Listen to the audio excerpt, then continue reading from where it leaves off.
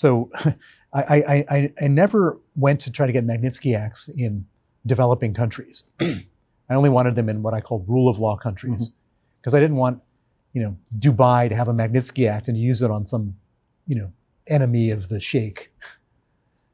And that's why we never went out beyond, the United States and Canada, legitimate places. And to watch Donald Trump take this truly pure piece of legislation and to apply it against a judge who is legitimately prosecuting his pal for trying to overturn the Brazilian elections is just an abuse like no other abuse. And the Magnitsky Act is meant for torturers and mass killers and kleptocrats. Instead, it's being used on a judge prosecuting a legitimate case in Brazil, a total abuse. It's completely the opposite of what you're aiming to achieve. And it's shocking what's happening under the Trump administration. I'm sure you're shocked, as a lot of us are. But I think you see some positives here in terms of the way the Magnitsky Act was passed. It was an act of Congress, and so it stays. And so actually it's an advert for how robust the rule of law is, even when challenged by someone like President Trump.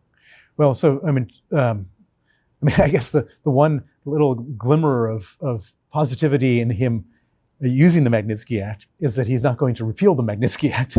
But even if he wanted to repeal the Magnitsky Act, it would require an act of Congress to repeal the Magnitsky Act. It wasn't an executive order.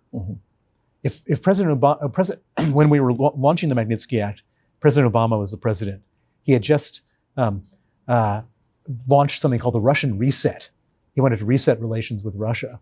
And when Sergei was killed, we wanted to punish the people to get justice who had killed him. And he wanted nothing to do with that. And so he could have signed an executive order and banned the travel of 20 Russian officials. And that would have been the end of the whole Magnitsky story. But because he didn't, I went to Congress and we got 92-4 in favor of the Magnitsky Act. And there's nothing he could do. And at that point, Magnitsky Act had to go, even though he had a reset with Russia. And it was unvetoable at that time.